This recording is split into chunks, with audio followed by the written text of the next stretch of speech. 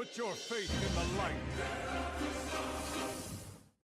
Hello guys, welcome to another one of my videos. This is Lightblade. And well, it's that time again before a new WoW season is about to begin. And I know you guys are asking yourselves, is a Retribution Paladin a good choice for me next patch? Now that most of the flavor of the month people have left after the wall of text nerfs to Retribution Paladin in PvP and some in PvE, I'm here to give you this very important answer. And it's very simple. The answer is, drumroll please. Yes! Thanks for watching everyone, I hope you enjoyed the video, goodbye! Okay, let's explain why Retribution is an actual good choice for 10.1. So, we're gonna look at different points of strength of Retribution Paladins. First of all, let's start with a small overview. So, Retribution Paladin post-rework is a very solid DPS class to use. Not only it does decent damage, it does it with a very flexible profile that also brings a ton of utility and the possibility of not one but two buffs to your raid group or group in or party group. You know, you got Devotion Aura or you can use Retribution Aura. 9 times out of 10 you're going to use Retribution Aura because, you know, people like damage. Okay, now that we finished that small overview, let's talk about the strengths and weaknesses of Retribution Paladins. Let's start by the strengths. Versatile damage profile. Since the rework, the focus of Retribution has changed from being a cooldown reliant spec to a more sustained damage approach, making our damage field relevant at all points of an encounter. That means every button press feels impactful even when we don't have any cooldowns rolling. We also have a very adaptable single target and cleave talent builds. On top of that, we can do our damage from very far away. Almost everything we do is range, making us almost never lose uptime. Tankiness. We are extremely tanky. Even after a few nerfs to Fading Light and Shield of Vengeance, in PvE scenarios we are still very damn hard to kill. We have access to a massive array of defensive active options like our 2 1-minute defensives in Divine Protection and Shield of Vengeance, on top of 2 types of immunity, one for physical effects in Blessing of Protection and another one in full immunity, which is Divine Shield. We also have a lot of passive tankiness, so you don't even have to press a button to survive, in the form of Fading Light and Overshield, which stacks while we just do damage. And we also have damage reduction and extra stamina coming from Sanctified Flates, that even stacks with other avoidance damage reduction sources.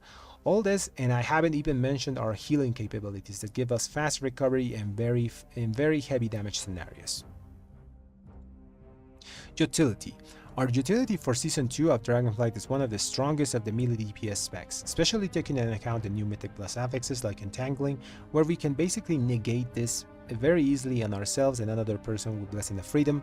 Afflicted, since we have this spell, we can help with this affix very efficiently, and Incorporeal, where we have access to a very short cooldown single target stun, and Turn Evil, another single target crown control that we can use to help out with this affix. On top of that, we can reduce the damage anyone is taking in our group with Blessing of Sacrifice, and also provide very strong off-heal capability by just doing damage and throwing Lay on Hands on very high emergency situations. Ease of use. Post-rework Retribution Paladin is one of the simplest specs to use, and this is not a bad thing. This is actually a really good thing because this allows you to focus on other things like mechanics on the different fights.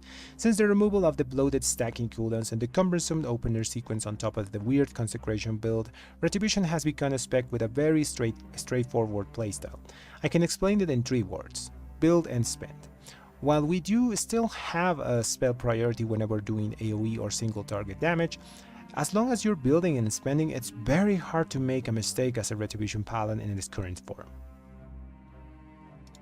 Now let's go to the weaknesses. Mobility.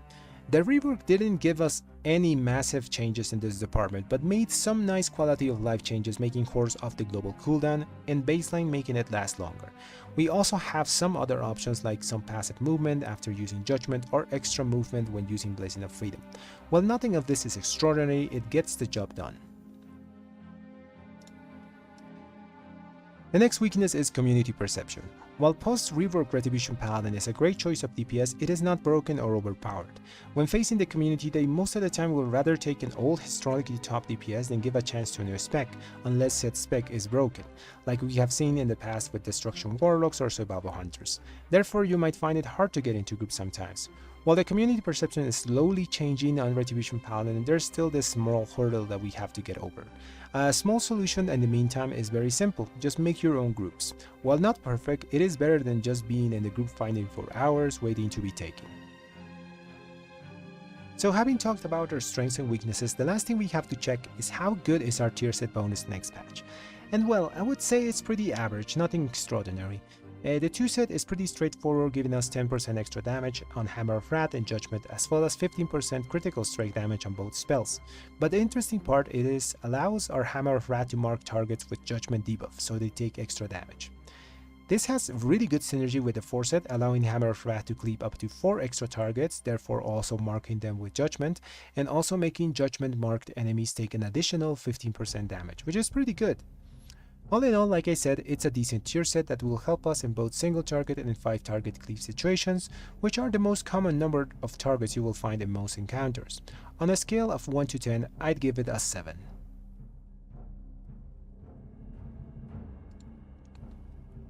Conclusion. After comparing pros, cons, and our tier set, I think I can now confirm my answer that I gave at the start of the video. Yes, Retribution Paladin is a very strong choice for the next patch, having great damage, good utility, and massive tankiness. I recommend maining one on any PVE content. Anyways guys, that's all for the video today. Let me know down in the comments, are you going to main a Retribution Paladin or are you going to swap mains? And well, if you like my content, subscribe to the channel and leave a like on the video. Thanks for watching everyone.